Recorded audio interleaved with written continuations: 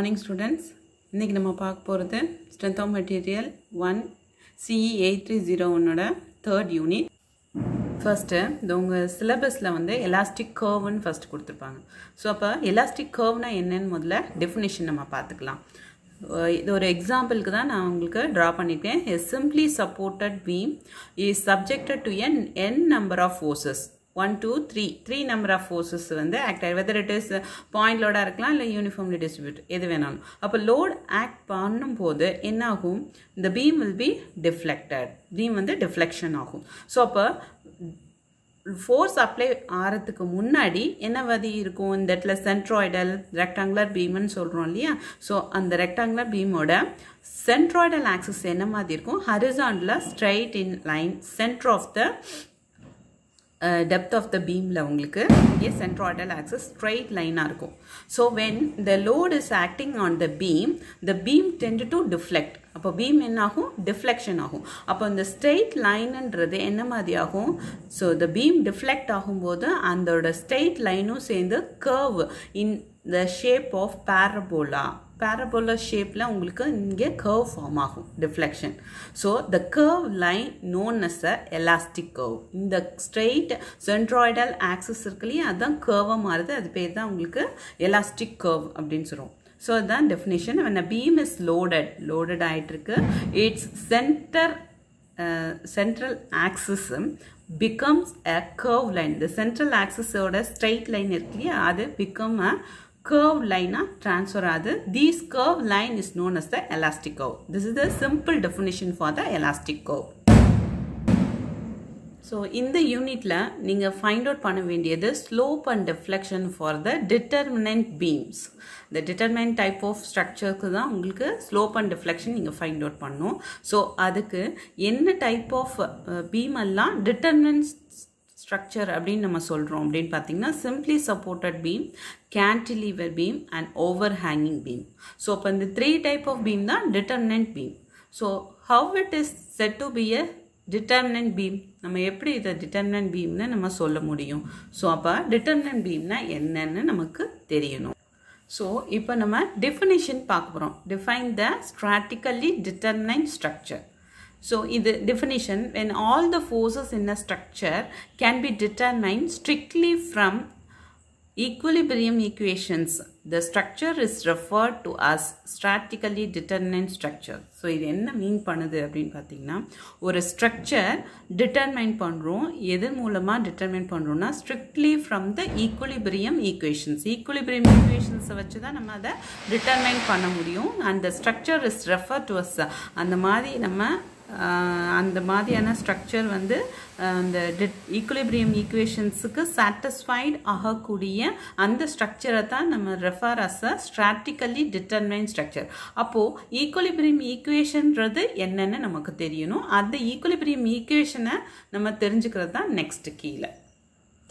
So if how to find out the determinant beam? So அதுக்கு முன்னாடி equilibrium equations னா என்னன்னு நமக்கு தெரியணும். So summation of x is equal to 0, summation of y 0 and summation of moment is equal to 0. So அப்போ இதுதான் வந்து நம்மளுக்கான axis. So ஒரு type of beam ன்னு வச்சுக்கோங்க. இங்க ஒரு type of beamsல வந்து இந்த fixed supportல உங்களுக்கு என்னென்ன மாதிரியான functions, அதாவது இந்த equilibrium equations எப்படி ஃபார்ம் ஆகுது?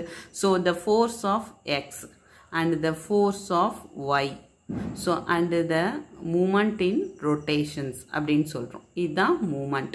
அப்போ இந்த double the force x axis y axis and movement இந்த மூணுமே என்னவா இருக்கணும்? 0 அப்படின்ற கண்டிஷனை வச்சு தான் நம்ம பேசிக்கா நம்ம ஸ்ட்ரக்சரை டிசைன் பண்றோம். அப்போ 3 equilibrium equations அப்படின்றப்போ ஒரு depend upon the support condition. ஒரு ஸ்ட்ரக்சர் வந்து determinant or indeterminate நம்ம find out பண்றதுக்கு depend upon the support condition. அப்போ நம்ம support condition என்ன அப்படின்னு தெரிஞ்சாதான் நீங்க determinant or indeterminate condition நம்ம find out பண்ணணும்.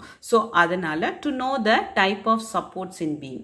beamல என்ன type of supports ஏற்கனவே நம்ம செகண்ட் யூனிட்ல பார்த்திருக்கோம்.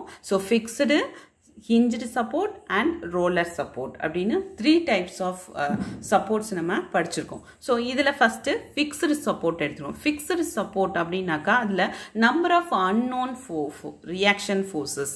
நம்பர் ஆஃப் அன்னோன் ரியாக்ஷன்னா ஒரு எக்ஸ்டர்னல் ஃபோர்ஸ் இங்கே ஆக்ட் ஆகுதுன்னு வச்சுக்கோங்க.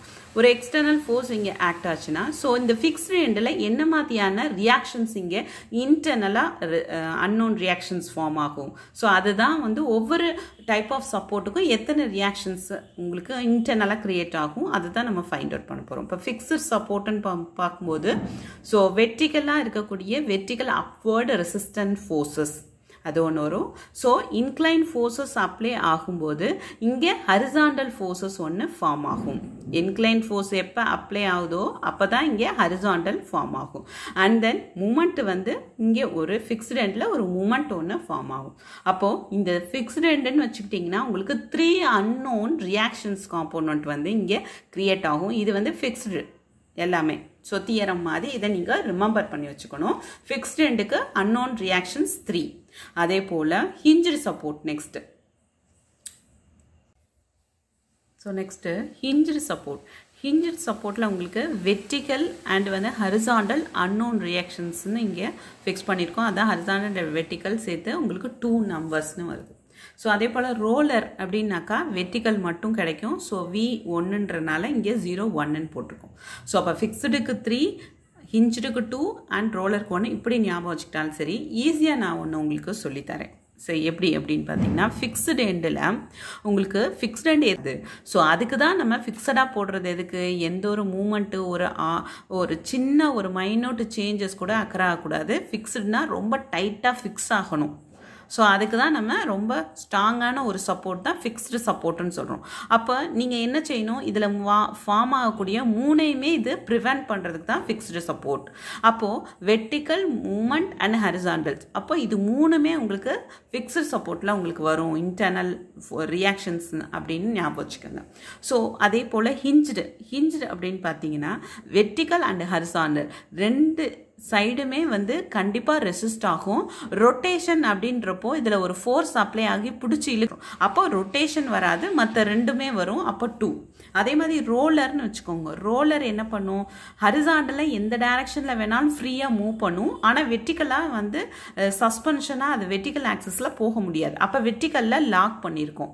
ஸோ அப்போ அந்த லாக் பண்ண டைரக்ஷன்ஸு அந்த அன்னோன் மட்டும்தான் நம்மளுக்கு வரும். அப்போ ரோலர் வெர்டிக்கலாக மட்டும் அது மூவ் பண்ணாதனால ஸோ V வந்து 1ன்னு வச்சுருக்கோம். இந்த இதில் V மட்டும் வரும், ரோலருக்கு 1.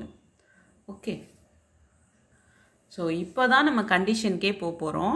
Weather to what is the condition to determine the structure is indeterminate or determinate அதை கண்டுபிடிக்கிறதுக்கு என்ன ஃபார்முலா பார்த்தீங்கன்னா R is equal to 3n. R is the number of reactions. என்ன நம்பர் ஆஃப் ரியாக்ஷன்ஸ் சப்போர்ட்டுக்கு ஏற்ற மாதிரி நம்பர் ஆஃப் ரியாக்ஷன்ஸ் சேஞ்ச் ஆகும் இல்லையா? ஸோ அதான் நம்பர் ஆஃப் ரியாக்ஷன்ஸ். என்னன்றது மெம்பர். ஸோ பீமன் எடுத்துக்கிட்டிங்கன்னா ஸோ இது மாதிரி ஃபிக்ஸ்டு எண்டுன்னு சப்போஸ் எக்ஸாம்பிள் எடுத்துக்கிட்டிங்கன்னா இதுதான் வந்து மெம்பர். மெம்பர்ன்றது பீமுக்கு ஒரே ஒரு மெம்பர் தான். அது எத்தனை மீட்டர் லாங்காக ட்ராவல் ஆனாலும் ஸோ இந்த ஹரிசாண்டல் ட்ராவல் ஆகக்கூடியது மட்டும்தான் மெம்பர். ஸோ அது வந்து 1 தான் வரும் எப்போவுமே பீமுக்கு. ஸோ 3 அப்படின்றப்போ வந்து ஈக்குலிபிரியம் ஈக்குவேஷன்ஸ் இங்கே 3 போட்டிருக்கோம் இல்லையா? அதுதான் என்னது? Summation of F, X, Fy and moment. அது 3 தான் இந்த ஈக்குலிபிரியம் ஈக்குவேஷன்ஸ். அண்ட் தென் இதோட கண்டிஷன் பார்த்தீங்கன்னா R equal to 3n. இந்த கண்டிஷனை சாட்டிஸ்ஃபைஸ் ஆச்சு அப்படின்னாக்கா determinant beam. And R is greater than of Tn means indeterminate beam. and R is less than of 3n means unstable conditions. அப்போது ஒரு example நம்ம பார்த்துட்டோன்னா உங்களுக்கு ஈஸியாக. ஸோ இதான் உங்களுக்கு எக்ஸாம்பிள். ஒரு கேன்டிலிவர் பீம் எடுத்திருக்கேன். So whether it is subjected to any kind of load, ஏதாவது ஒரு லோடு சப்ஜெக்ட் பண்ணப்பட்டிருந்தாலும் உங்களுக்கு ஃபிக்ஸ்டு எண்டில் இந்த 3யும் உங்களுக்கு ஃபார்ம் ஆகும். Vertical, moment and horizontal. நம்ம 3 அன்னோன் ரியாக்ஷன்ஸ் காம்போனன்ட்னு படிச்சிருக்கோம் இல்லையா? அப்போ கேன்டிலிவர் ஃபிக்ஸ்டு எண்டுக்கு மட்டும் நமக்கு என்ன வரும்? 3ன்னு வந்துடும். ஸோ அந்த நம்பர் ஆஃப் மெம்பருக்கு என்னது? ஒரே ஒரு ஹரிசாண்டல் மெம்பர் தான். ஸோ 1. ஸோ அப்போ கண்டிஷனுக்கு சாட்டிஸ்ஃபைட் ஆகுதான்னு சொல்லிட்டு நம்ம கண்டிஷன் வைக்கிறோம். ஸோ இந்த 3 ஈக்குலிபிரியம் ஈக்குவேஷன்ஸ் நமக்கு தெரியும். Standard equilibrium equations for beam element அப்படின்னாக்க உங்களுக்கு 3 தான் வரும். F, H, moment is equal to 0.